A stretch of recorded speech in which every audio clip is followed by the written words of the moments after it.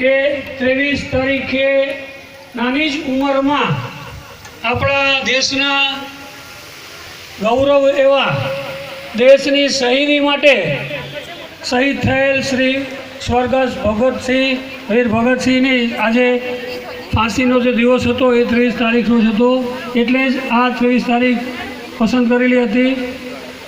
આપ સર્વે આપણા ચાલુ નોકરી ધંધા વ્યવસાય છોડીને પણ ખરેખર આ શ્રદ્ધાંજલિમાં સામેલ થયા છો, એ બદલ ખરેખર સંસ્થા આપણો ખૂબ ખૂબ આભાર માને છે।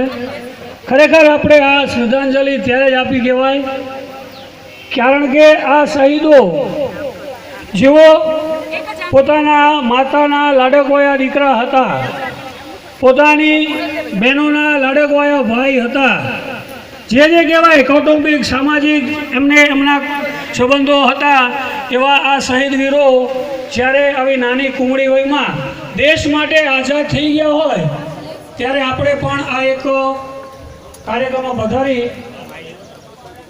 પધારી આપ સર્વે અહીંયા પધાર્યા છો, તો ફરી પણ સમગ્ર ગુજરાતમાંથી અહીંયા પધારેલ આપણા એક મિત્ર બહારથી આવેલા મહેમાનોનું લિસ્ટ તૈયાર કરતા હતા, એ તાત્કાલિક સ્ટેજ ઉપર આવે। જે બહાર ગામથી પધારેલા મહેમાનોનું લિસ્ટ જેમની પાસે છે, રેલી દરમિયાન જેમણે નામનું રજીસ્ટ્રેશન કરેલું છે, એવા મિત્ર તાત્કાલિક સ્ટેજ પાસે આવે।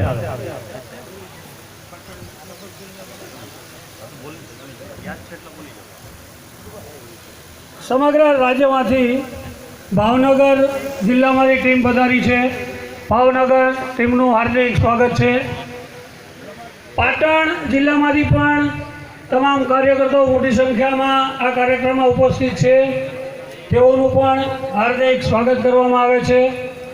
સુરેન્દ્રનગર જિલ્લામાંથી પણ ખૂબ જ મોટી સંખ્યામાં કાર્યકર્તાઓ બહેનો ભાઈઓ અત્રે ઉપસ્થિત છે, એમનું પણ હાર્દિક સ્વાગત કરવામાં આવે છે।